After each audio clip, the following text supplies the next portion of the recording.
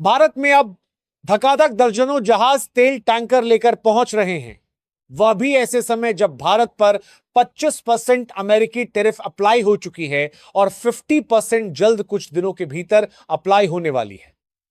लेकिन सोचने वाली बात यह है कि ऐसा नहीं है कि सारे टैंकर रूस से ही आ रहे हैं, बल्कि कुछ रूस से, कुछ इराक से, तो कई टैंकर खुद अमेरिका से भारत आ रहे हैं। जी हां दोस्तों, आपको यकीन नहीं होगा, लेकिन दोस्तों चाहे जितना भी ठुक बजा क्यों ना ले, एक मुसीबत ऐसी है जिस पर हमें ध्यान देना ही होगा। और सॉल्यूशन चाहे कुछ भी हो, लेकिन यह एक बात सच है कि जिस तरीके से हालात बदल रहे हैं, इसमें भारत को बुरी तरीके से टारगेट किया गया है और कहीं ना कहीं कुछ हद तक पश्चिमी देशों की साजिश भी कामयाब होती हुई दिखाई दे रही है।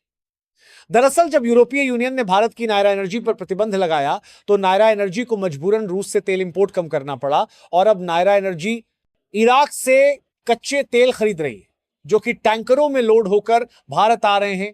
और खबरें इस बात को साफ साफ बयां कर रही हैं कि भारत नॉन रशियन ऑयल को काफी ज्यादा परचेज कर रहा है फिलहाल के दिनों में।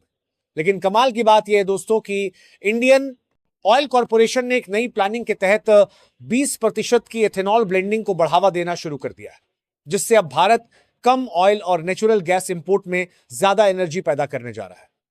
फिलहाल पूरी डेवलपमेंट क्या है इस वीडियो में समझते हैं। लेकिन आगे बढ़ने से पहले इस वीडियो को लाइक करके चैनल को सब्सक्राइब जरूर कर दीजिए, क्योंकि हम आपके लिए ऐसे ही महत्वपूर्ण खबरों से जुड़ी वीडियो लाते रहते हैं। देखिए दोस्तों, क्या आपने कभी सोचा है कि दुनिया की राजनीति में सबसे बड़ा हथियार क्या होता है? यह सिर्फ गोलियां और मिसाइलें नहीं है। असली हथियार है दिमाग और सही समय पर उठाया गया कदम। और हाल ही में भारत ने ऐसा ही एक बड़ा कदम उठाया है, जिसने अमेरिका को साफ संदेश दे दिया है कि हम किसी के भरोसे बैठे नहीं हैं। कहानी की शुरुआत वॉशिंगटन से होती है। अमेरिका ने भारत के निर्यात पर पहले से लगे 25% टैरिफ में एक और 25% जोड़ दिया, यानी अब भारत से अमेरिका जाने वाला हर सामान 50% ज्यादा महंगा हो गया। सुनने में बड़ा झटका लगता है, लेकिन असली ट्विस्ट तो अब आता है। दरअसल अमेरिका का गुस्सा असल में रूस पर है। वजह है, भारत लगातार रूस से बड़ी मात्रा में सस्ता कच्चा तेल खरीद रहा है और अमेरिका की शर्तों वाली डील मानने से साफ मना कर रहा है। आमतौर पर ऐसे हालात में कई देश झुक जाते हैं, लेकिन भारत ने क्या किया? सीधे अपनी नजर अफ्रीका की तरफ घुमा ली। यहां एंट्री होती है नाइजीरिया की, जो पश्चिमी अफ्रीका का सबसे बड़ा देश है, महाद्वीप की सबसे बड़ी अर्थव्यवस्था और भारत का पुराना तेल सप्लायर है। कुछ साल पहले दोनों देशों के बीच सालाना $5 अरब से ज्यादा का कारोबार होता था, जिसमें कच्चा तेल सबसे बड़ा हिस्सा था। बाद में यह घटकर लगभग $8 अरब पर आ गया। लेकिन अब खेल फिर बदलने वाला है, क्योंकि इंडियन ऑयल कॉरपोरेशन ने सितंबर 2025 की डिलीवरी के लिए नाइजीरिया के अगवामी क्रूड का 10 लाख बैरल पहले ही बुक कर लिया है। यह सिर्फ तेल की डील नहीं, बल्कि एक मजबूत संदेश है कि भारत के पास हमेशा बैकअप प्लान है और वो अमेरिका या यूरोपियन यूनियन के दबाव में आने वाला नहीं है। यानी कि इशारा साफ है कि दर्जनों तेल टैंकर अभी भी भारत में आ रहे हैं और दर्जनों तेल टैंकर आने वाले अगले महीने सितंबर में भी भारत आते रहेंगे, क्योंकि पूरे 10 लाख मिलियन बैरल तेल नाइजीरिया के द्वारा सितंबर में ही डिलीवर किए जाएंगे।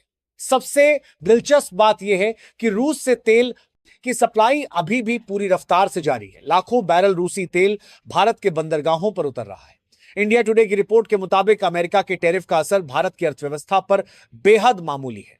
निर्यात पर सिर्फ 1.87% और जीडीपी पर 0.19%, यानी भारत आराम से यह दबाव झेल सकता है। लेकिन दोस्तों, कहानी यही रुकने वाली नहीं है, क्योंकि अब भारत और नाइजीरिया की दोस्ती सिर्फ तेल तक सीमित नहीं रहने वाली। दोनों देश फार्मा, कृषि मशीनरी, डिजिटल टेक्नोलॉजी और फूड प्रोसेसिंग जैसे कई और क्षेत्रों में भी साथ काम करने की तैयारी कर रहे हैं। मार्च 2025 में दोनों ने मिलकर $1 अरब का ट्रेड टारगेट सेट किया है। अगर यह पूरा हो जाता है तो अफ्रीका में भारत की पकड़ और भी मजबूत हो जाएगी। यह सिर्फ व्यापार नहीं, बल्कि एक भू राजनीतिक चाल है, जो आने वाले समय में भारत को अफ्रीका में एक बड़ा पावर सेंटर बना सकती है।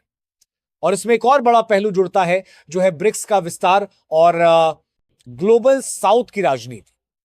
अगर नाइजीरिया इन मंशों पर भारत के साथ खड़ा रहता है तो अफ्रीका में चीन और पश्चिमी देशों का असर बैलेंस करने में भारत को जबरदस्त बढ़त मिलेगी।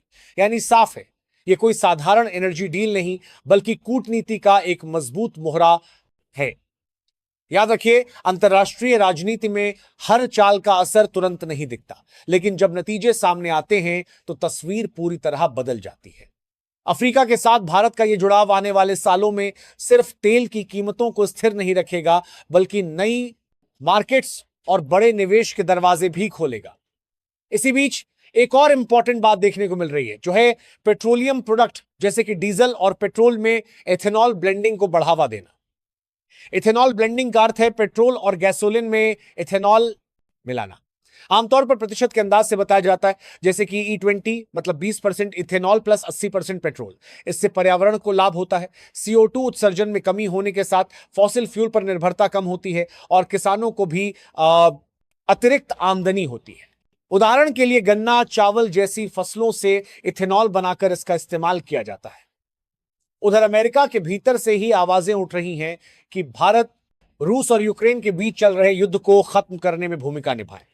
अमेरिकी सीनेटर लैंडसे ग्राहम ने तो खुलेआम अपील कर दी है कि भारत अपनी प्रभावशाली स्थिति का इस्तेमाल करे और राष्ट्रपति डोनाल्ड ट्रंप को मनाकर इस खून खराबे को रोकने में मदद करे।